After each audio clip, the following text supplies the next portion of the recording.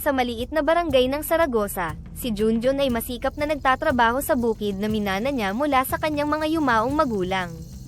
Ang lupaing ito ang nagsilbing alaala ng pagmamahal at pagsusumikap ng kanyang mga magulang, at ginagawa niya ang lahat upang mapanatili ito.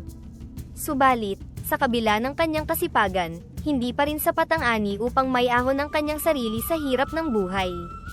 Nanay, tatay, sana'y natutulungan niyo pa ako, bulong niya habang marahan niyang hinahaplos ang araro. Ang pawis sa kanyang noo ay tila kumakatawan sa bigat ng kanyang responsibilidad. Gagawin ko ang lahat upang mapanatili ang inyong iniwang lupa. Habang nagtutulak ng araro na hila ng kanyang matapat na kalabaw na si Patnubay, napansin niya ang pagkakaroon ng matigas na bagay sa ilalim ng lupa. Napatigil siya at sinubukang hukayin ito gamit ang kanyang kamay. Patnubay, ano kaya ito? Tanong niya, tila kinakausap ang hayop na parang tao. Tumigil ang kalabaw at tumingin sa kanya na parang nauunawaan ang kanyang pag-uusisa. Unti-unti, lumitaw ang isang lumang banga na natatakpan ng mga ukit na hindi niya maintindihan. Sa una, nag-alinlangan siyang hawakan ito. Baka may sumpa ito, bulong niya sa sarili, ngunit ang kanyang kuryosidad ang nanaig. Hinawakan niya ang takip ng banga at dahan-daang binuksan ito. Sa kanyang pagkabigla, isang liwanag ang sumilay mula rito, kasabay ng tunog ng maliit na halakhak. Lumabas mula sa banga ang isang duwende na maliit ngunit puno ng enerhiya, na may suot na berdeng balabal at nakangiting naguunat ng mga braso. Salamat, salamat, masayang sigaw ng duwende. Sa wakas, nakalaya rin ako. Nanatili si Junjun na nakatulala, hindi makapaniwala sa kanyang nakikita. Sino ka? Tanong niya na may halong kaba at pagtataka. Ako si Makisig, sagot ng duwende. Napakabuti mo, Junjun, at sa iyong pagtulong sa aking paglaya, nais kitang gantimpalaan. Paano mo nalaman ang pangalan ko? Tanong ni Junjun, halatang gulat pa rin. Matagal ko nang binabantayan ang bukid na ito, paliwanag ni Makisig. Ang lupaing ito ay may malalim na koneksyon sa Mahika. Dahil sa kabutihan mo at pagmamahal mo sa pamanang iniwan ng iyong mga magulang, nararapat kang tumanggap ng tulong. Napakagatlabi si Junjun, nag-iisip kung totoo ba ang nangyayari. Hindi ko alam kung dapat ba akong matuwa o matakot sa sinasabi mo, sabi niya, halatang nag-aalinlangan. Ngumiti si Makisig, wala kang dapat katakutan Junjun. Ang gantimpala ko sa iyo ay magmumula sa iyong kasama sa buhay, ang iyong kalabaw. Si Patnubay, ano ang gagawin mo sa kanya? Tanong ni Junjun, napatingin sa kanyang kalabaw na tila walang kaalam-alam sa kanilang usapan. Ibibigay ko sa kanya ang kakayahang umawit. At hindi ito basta awitin, ang kanyang mga kanta ay magpapabilis ng pagtubo ng iyong mga pananim, at magpapasagana ng iyong ani. Halos hindi makapagsalita si Junjun. Kakanta, si Patnubay. Kalabaw siya, hindi tao. Paano mangyayari iyon? Hindi lahat ng mahika ay kailangang unawain Junjun. Minsan, kailangan lamang tanggapin ito ng bukas ang puso, sagot ni Makisig na puno ng kumpiyansa. Bukas ng umaga, hayaan mong umawit si Patnubay sa gitna ng bukid, at makikita mo ang himala. Kung totoo ang sinasabi mo, ito na marahil ang sagot sa mga panalangin ko, sabi ni Junjun, ngunit may halong pagdududa pa rin ang kanyang boses. Magtitiwala ka ba sa akin? Tanong ni Makisig habang unti-unting naglalaho, ang kanyang boses ay nag-iwan ng huling paalala. Gamitin mo ang gantimpala sa mabuting paraan, hindi lamang para sa sarili mo kundi para rin sa iyong kapwa. Pagkatapos ng kakaibang tagpo, nanatiling tahimik si Junjun, iniisip kung totoo ang lahat ng nangyari. Patnubay, sabi niya habang hinahaplos ang kalabaw. Bukas, aalamin natin kung totoo ang sinabi ng duwendeng iyon. Sa gabing iyon, bago siya matulog, hindi mawala sa isipan ni Junjun ang mga sinabi ni Makisig. Napuno siya ng pag-asa at kaunting kaba, ngunit sa kabila nito, naroon ang pananabik na maaaring magbago na ang kanyang buhay. Nang sumunod na umaga, sa bukang liwayway, habang ang kalangitan ay banayad na nagbabago mula sa madilim na asul tungo sa mga tono ng rosas at orange, si Junjun ay maagang nagising, na may kakaibang pakiramdam ng pag-asa at kaba. Sinundan niya ang tagubilin ni Makisig na ipakanta kay Patnubay ang kanyang unang himig sa gitna ng bukid. Kaya mo ba talaga ito, Patnubay? Tanong ni Junjun sa kanyang kalabaw habang hinahanda ang sarili sa maaaring mangyari. Ang kalabaw, na tila nakakaramdam din ng kakaibang simoy ng umaga, ay tila nagbigay ng isang marahan na ungol bilang tugon. Habang sila'y naglalakad patungo sa gitna ng bukid, tahimik lamang si Junjun, puno ng pag-aalinlangan at pag-asa. Sa kanyang isipan, ang mga salita ni Makisig ay nag-echo, na nagbibigay lakas sa kanya na maniwala sa mahika. Pagdating nila sa gitna ng bukid, tumigil si Junjun at pinagmasdan ang kanyang paligid. Ang bukid ay tahimik, maliban sa mahinang ihip ng hangin at sa mga ibong masiglang umaawit sa umaga. Huminga siya ng malalim, at tumingin kay Patnubay. "Sige Patnubay, oras na para kumanta," sabi ni Junjun, halos hindi makapaniwala sa kanyang sinasabi. Sa una, walang nangyari. Naghintay si Junjun, ang bawat segundo ay tila isang walang katapusang oras. Ngunit bigla, nagsimula si Patnubay na umungol, at sa kanyang pagkagulat, ang ungol ay unti-unting naging isang malambing na himig. Ang himig ay hindi tulad ng anumang narinig ni Junjun dati, ito ay may magandang tono, mahinahon, at tila may kakaibang kapangyarihan na tumagos sa kanyang kaluluwa. Nanlaki ang mata ni Junjun, at napaluha sa pagkamangha. "Hindi ako makapaniwala, totoo nga," bulalas niya, habang pinagmamasdan ang kanyang kalabaw na ngayon ay umaawit. Habang umaawit si Patnubay, nagsimula niyang mapansin ang pagbabago sa mga paligid ng bukid. Ang mga halaman ay tila sumasayaw sa indayog ng kanta, at sa ilang minuto pa, napansin ni Junjun ang pagtubo ng mga halaman na mas mabilis kaysa sa normal. "Makisig, totoo ang sinabi mo," sigaw ni Junjun sa hangin, umaasang maririnig siya ng duwende kahit na hindi niya ito nakikita. Habang patuloy na kumakanta si Patnubay, umupo si Junjun sa tabi ng kanyang kalabaw, pinagmamasdan ang di maipaliwanag na kababalaghan. Ang kanyang puso ay puno ng pasasalamat, hindi lamang dahil sa pagbabagong nagaganap sa kanyang mga pananim, kundi pati na rin sa bagong pag-asa na bumuhay sa kanyang mga pangarap. "Patnubay, mukhang magbabago na ang ating kapalaran," sabi niya sa kanyang kalabaw, na patuloy pa rin sa pag-awit. Sa ilang sandali pa, tumigil si Patnubay sa pag-awit, at ang katahimikan ay muling naramdaman sa bukid. Ngunit ngayon, ang katahimikan ay hindi na nagdudulot ng bigat kundi ng kapayapaan at kasiyahan. Habang naglalakad pabalik sa kanilang tahanan, puno ng bagong sigla si Junjun. "Ito ang simula ng bago nating buhay, Patnubay. Magkasama nating haharapin ang anumang darating, at gagamitin natin ang regalo na ito para sa ikabubuti ng lahat," ani Junjun, habang ang sinag ng araw ay tuluyan ng bumabalot sa bukid, na parang isang pangako ng bagong umaga at mga bagong posibilidad. Sa bawat umagang dumarating, ang bukid ni Junjun ay nagmumukhang mas higit pa sa isang simpleng sakahan, ito'y parang hardin ng Eden. Ang bawat puno, bawat tanim, ay puno ng bunga. Ang mga palay ay malaginto sa kinang, ang mga gulay ay malalaki at sariwa, at ang mga prutas ay matamis at malarosas.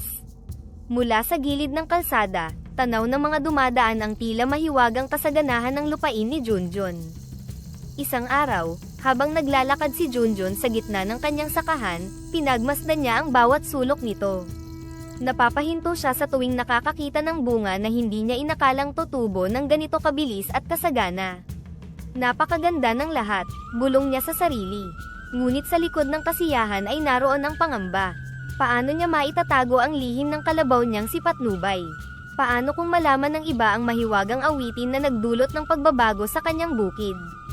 Habang siya'y nag-iisip, dumating ang kanyang kaibigan at kapwa magsasaka na si Kasimyon, bitbit ang isang balde ng mais mula sa sariling sakahan. "Junjun, hindi ko mapigilan ang sarili kong pumunta rito," sabi ni Kasimyon, halatang namamangha habang iniikot ang tingin sa paligid. "Ang bukid mo, napakasagana. Ang mga tanim mo'y parang hindi tinatamaan ng bagyo, init, o peste." Napakamot ng ulo si Junjun, pilit na mumingiti.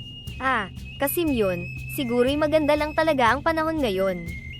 At masipag lang talaga si Patnubay sa pagbubungkal. "Masipag nga," sagot ni Kasimyon, ngunit ang kanyang tingin ay puno ng pagtataka. "Pero hindi pa ako nakakakita ng ganitong kasagana kahit kailan sa buong barangay natin. Parang may milagro." Tumahimik si Junjun, pilit nilulunok ang kaba. "Opo, milagro nga," bulong niya sa sarili, ngunit hindi niya ito sinabi ng malakas. Kinagabihan, Habang nagpapahinga sa ilalim ng puno ng mangga, muling kinausap ni Junjun si Patnubay. Nakatingin siya sa kalabaw na tahimik na ngumunguya ng damo, parang walang kaalam-alam sa bigat ng responsibilidad na dala nito. Patnubay, sabi niya, habang hinahaplos ang likod ng hayop, ang lahat ng ito ay dahil sa iyo. Kung hindi dahil sa awit mo, hindi magiging ganito kasagana ang bukid natin. Tumingin si Patnubay sa kanya, ang mga mata nito ay parang may lalim at koneksyon na hindi kayang ipaliwanag ni Junjun. Pakiramdam niya, naiintindihan siya ng kanyang kaibigan. Pero natatakot ako, dugtong niya. Natatakot akong malaman ng iba ang sekreto natin. Paano kung gamitin nila ito sa masama? Paano kung mawala ka sa akin? Kinabukasan, sa gitna ng kanyang trabaho, muling dumaan ang kapitbahay niyang si Aling Leonora, bitbit ang basket ng gulay mula sa kanilang bukid. Napahinto ito at tinawag si Junjun. Junjun, ang ganda talaga ng tanim mo. Hindi ko maiwasang mainggit, sabi ni Aling Leonora, sabay lapit sa kanyang taniman ng kamatis. Tingnan mo itong mga bunga mo. Malalaki at pulang-pula, parang hindi totoo sa ganda. Napilitang ngumiti si Junjun, pilit na pinipigilan ang sarili mula sa pag-aalala. Ah, swerte lang po siguro, Aling Leonora. Masipag po kasi si Patnubay, at sinisikap ko pong alagaan ng mabuti ang lupa.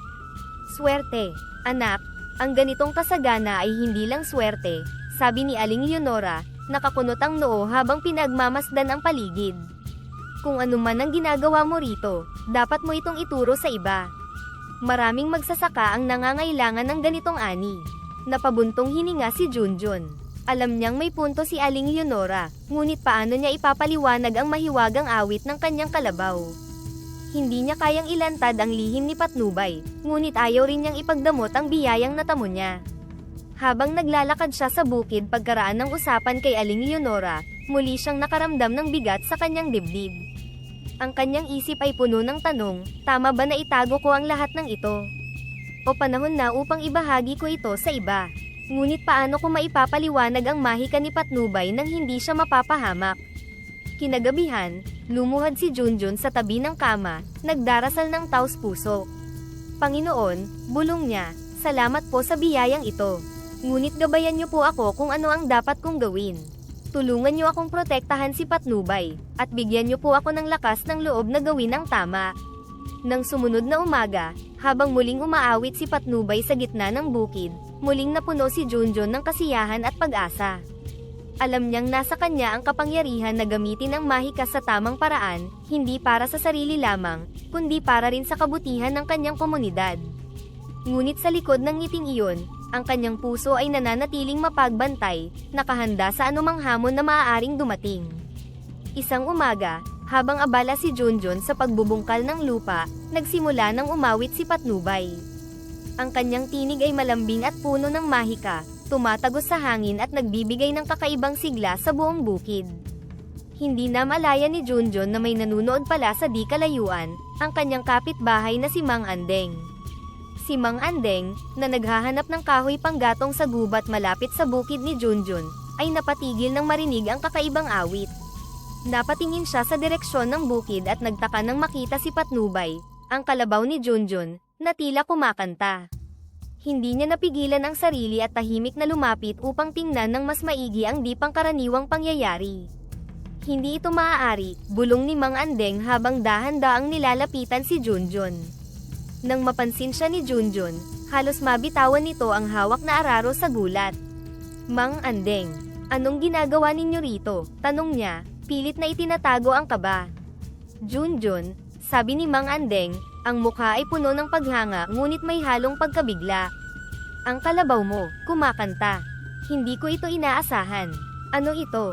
Himala. Halos hindi makahanap ng sagot si Junjun. Alam niyang ito ang sandaling kinatatakutan niya, ang pagtuklas ng kanyang lihim. Ngunit sa mga mata ni Mang Andeng, hindi niya nakita ang inggit o galit, kundi isang uri ng pagkaakit at pagkamangha. Ah, Mang Andeng, mahirap ipaliwanag, simula ni Junjun. May mahika si Patnubay. Binigyan siya ng kakayahan na kumanta, at ito ang dahilan kung bakit sagana ang bukid ko. Nanlaki ang mga mata ni Mang Andeng. Mahika, at ang awit niya ang nagpapasigla sa mga tanim mo. Tumango si Junjun, halatang nag-aalala. Oo, pero, Mang Andeng, pakiusap, huwag ninyong ipagsasabi ito kahit kanino. Ayokong mapahamak si Patnubay o magamit siya ng iba para sa masama. Umupo si Mang Andeng sa tabi ng puno at napaisip. Junjun, naiintindihan kita, ngunit hindi mo ba naiisip? Ang kalabaw mo ay isang biyaya hindi lamang para sa iyo kundi para sa buong barangay natin. Ano pong ibig ninyong sabihin? Tanong ni Junjun, puno ng pag-aalinlangan. Kung ibabahagi natin ang himala ni Patnubay sa komunidad, mas marami tayong matutulungan. Maaring maging masagana ang ani ng buong barangay, paliwanag ni Mang Andeng, ang kanyang boses ay puno ng pananabik. Pero kailangan nating gawin ito ng maingat, para hindi mapahamak ang kalabaw mo. Sa gabing iyon, sinamahan ni Mang Andeng si Junjun sa pulong ng barangay. Ang plaza ay puno ng mga tao, mga magsasaka, tindera, at iba pang residente, lahat ay naghihintay sa sasabihin ni Mang Andeng, na kilalang leader sa lugar. Mga kababayan, simula ni Mang Andeng, na nakatayo sa gitna ng pagpupulong. Ang barangay natin ay palaging hirap sa ani. Ngunit ngayon, may natuklasan tayong himala na maaaring magdala ng masaganang ani sa ating lahat. Nagkatinginan ng mga tao, halatang nagtataka at naguguluhan. Tumayo si Junjun, kinakabahan ngunit alam niyang kailangan niyang ipaliwanag.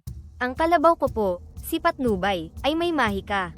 Kaya niyang umawit, at ang awit niya ay nagpapabilis ng pagtubo ng mga pananim, sabi ni Junjun, pilit na pinapanatili ang lakas ng loob. Nagkaroon ng bulungan sa mga tao. Ang ilan ay hindi makapaniwala, ngunit ang iba, lalo na ang mga nakakita sa bukid ni Junjun, ay nagniningning ang mga mata sa pag-asa. Tumayo si Aling Leonora. Junjun, kung totoo ang sinasabi mo, bakit ngayon mo lang ibinahagi ito sa amin? Hindi ba't lahat tayo ay nangangailangan ng tulong? Napatingin si Junjun kay Mang Andeng, na tumango bilang pagsuporta. Hindi ko po ito ibinahagi dahil natatakot akong mapahamak si Patnubay, paliwanag niya. Hindi lahat ng tao ay may mabuting intensyon. Pero nais ko pong gamitin ang biyayang ito para sa kabutihan ng lahat. Nagsalita ulit si Mang Andeng. Mga kababayan, naiintindihan natin si Junjun. Mahalaga na mapanatili nating ligtas si Patnubay. Ngunit kung gagamitin natin ang kanyang himala ng maayos at may pag-iingat, maaring lahat tayo ay makinabang. Paano natin mapoprotektahan ang kalabaw? Tanong ni Kasimyon. Narito tayo bilang isang komunidad, sabi ni Mang Andeng. Kung magkakaisa tayo, walang sino man ang makakapanakit o makakakuha sa kalabaw ni Junjun. Kailangan natin siyang alagaan tulad ng pag-aalaga niya sa atin. Dahan-daang nagkaroon ng pagkakaisa ang lahat. Tumayo si Aling Leonora at nagsabi, Junjun, pasensya ka na kung nagduda ako. Handa akong tumulong upang mapanatili ang kaligtasan ni Patnubay. Pagkatapos ng pulong, umuwi si Junjun na mas magaan ang pakiramdam. Habang tinitingnan si Patnubay na nakahiga sa tabi ng kulungan, napangiti siya.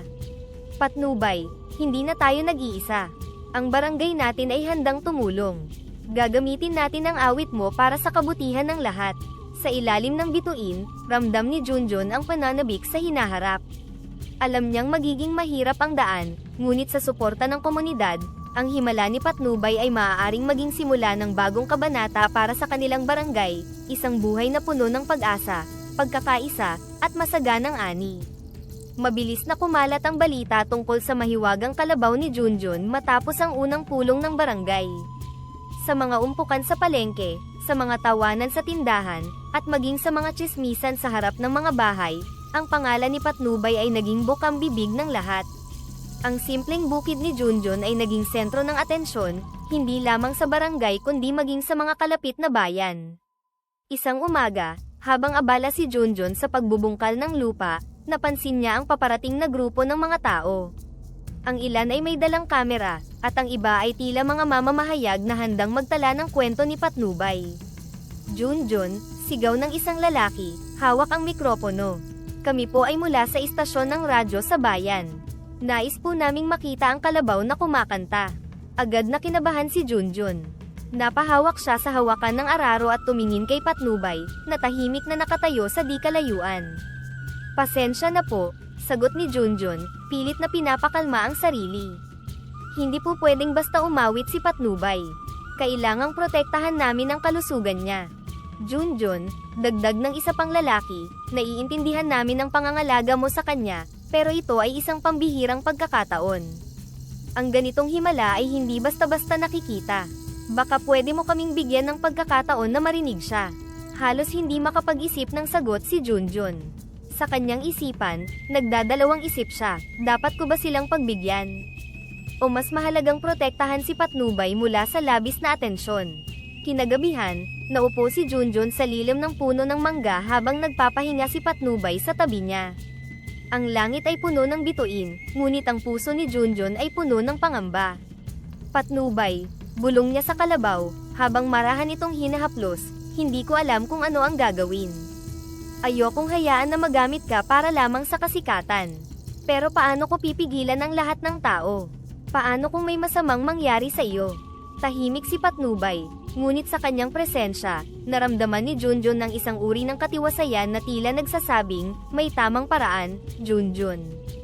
Habang iniisip niya ang sitwasyon, dumating si Mang Andeng, dala ang isang maliit na lampara. Naupo ito sa tabi ni Junjun at ngumiti. Junjun, alam kong mabigat ang sitwasyon mo ngayon, simula ni Mang Andeng.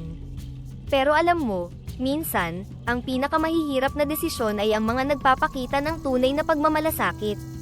Paano ko ba malalaman kung ano ang tama, Mang Andeng? Tanong ni Junjun, puno ng alinlangan.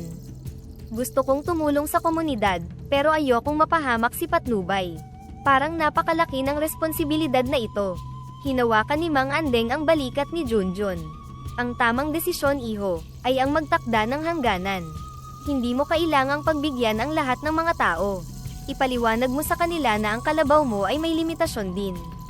Ang pag-awit niya ay para sa kabutihan, hindi aliwan. Kinabukasan, nagtipon ng barangay para sa isa pang pulong. Dumating din ang ilang tao mula sa mga karatig na lugar, umaasang marinig ang desisyon ni Junjun. Tumayo si Junjun sa gitna ng plaza, ang boses ay puno ng kaba ngunit matatag. Mga kababayan, simula niya, alam kong lahat tayo ay nasa sabik sa biyayang dala ni Patnubay. Ngunit nais kong ipaalam na ang kalabaw ko ay isang nilalang, hindi isang palabas. Kailangan niyang magpahinga at alagaan ang kanyang kalusugan. Tahimik ang lahat, nakikinig sa bawat salita niya. Simula ngayon, patuloy ni Junjun, itatakda natin ang mga oras kung kailan maaaring umawit si Patnubay. Gagamitin natin ito para sa mahahalagang layunin, ang tulungan ng mga nangangailangan at tiyaking ang biyayang ito ay para sa lahat. Sana'y maunawaan ninyo ang aking desisyon. Tumayo si Aling Leonora at nagsalita. Junjun, naiintindihan namin ang gusto mong mangyari. Tama ka, hindi dapat mapabayaan ang kalabaw. Suportado namin ang desisyon mo. Sumang-ayon ng iba pang residente.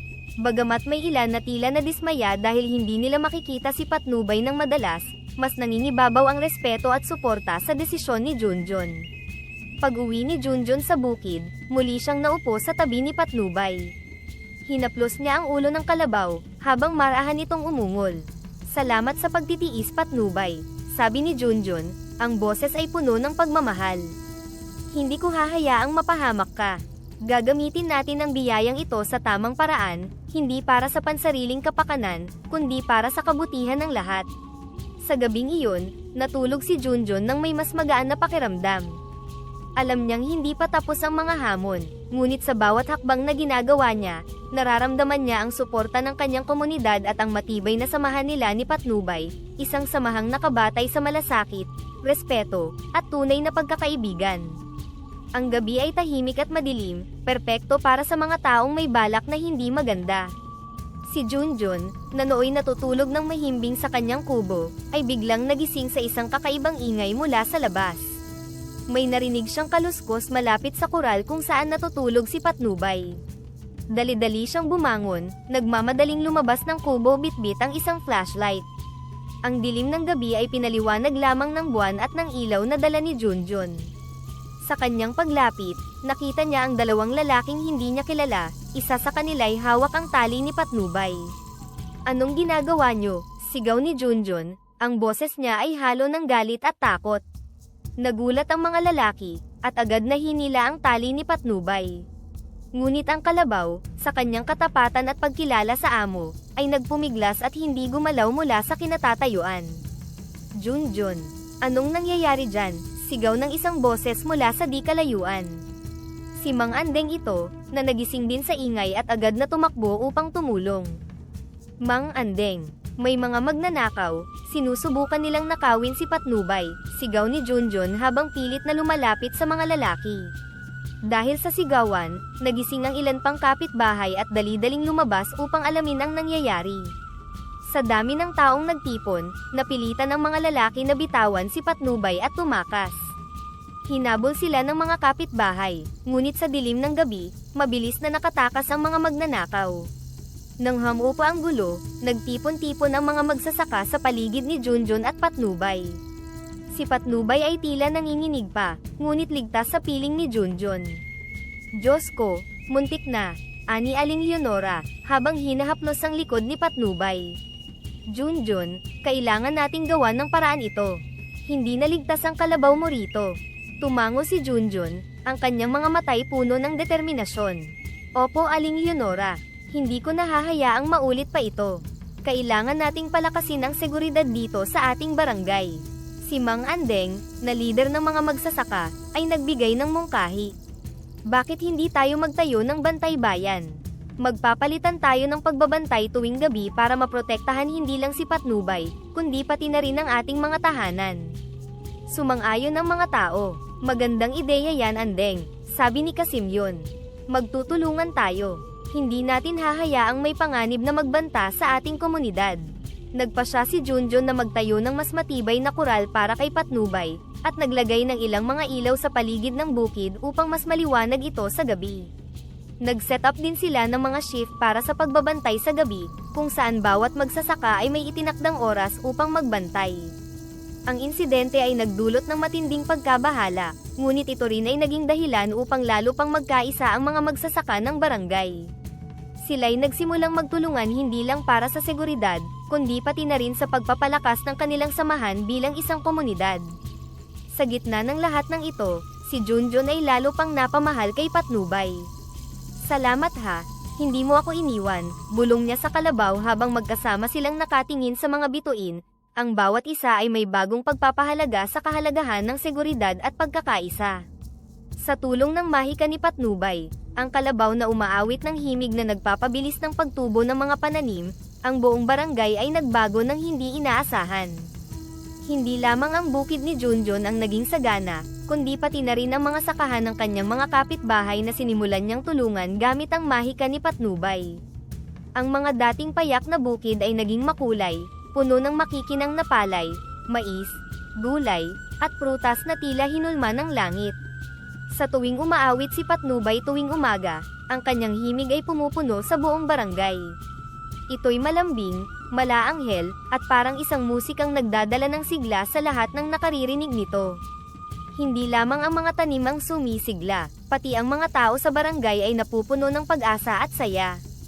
Isang araw, habang umaawit si Patnubay sa gitna ng bukid ni Junjun, napadaan sina Kasimyon, Aling Leonora, at ilan pang mga kapitbahay. "Napakaganda ng kanta ni Patnubay," ani Aling Leonora habang nakatayo sa gilid ng bukid. "Hindi lamang niya pinalalago ang mga tanim natin, parang pinapalago rin niya ang ating mga puso. Parang musikang galing sa langit," dagdag ni Kasimyon, na bahagyang napapikit habang nakikinig. "Ang himig niya ay nagbibigay ng lakas sa akin na magtrabaho araw-araw." Si Junjun, na nasa tabi ni Patnubay, ay hindi maiwasang mapangiti. "Iyon din ang nararamdaman ko, Kasimyon.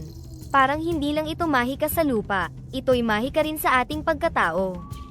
Samantala, dumating si Mr. Enriquez, isang kilalang negosyante sa agrikultura, upang suriin ang ani ng barangay. Hindi pa man siya nakakarating ng tuluyan sa bukid, narinig na niya ang awit ni Patnubay mula sa di kalayuan. "Ano yun?" tanong niya sa isa niyang tauhan. "Ang gandang musika, parang may nagdadala ng buhay sa paligid." "Sir, iyon po ang mahiwagang kalabaw ni Junjun," paliwanag ng isa sa mga magsasaka. "Siya ang nagbibigay buhay sa aming ani." Paglapit niya sa bukid, hindi maiwasan ni Mr. Enriquez ang tumigil at makinig. "Ito ang pinakakahangahangang bagay na narinig ko sa tanang buhay ko," sabi niya. "Parang isang regalo mula sa kalikasan." Matapos ang kanta ni Patnubay, inilibot si Mr. Enriquez sa mga taniman. Habang naglalakad, Hindi niya maitago ang kanyang pagkamangha. Ang mga palay ay mabibigat at kumikinang na parang ginto sa ilalim ng araw. Ang mga mais ay tuwid, makikinis, at may pantay-pantay na butil. Ang mga gulay, kamatis, talong, pechay, ay parang mga alahas na kumikinang sa kanilang kakinisan at kulay.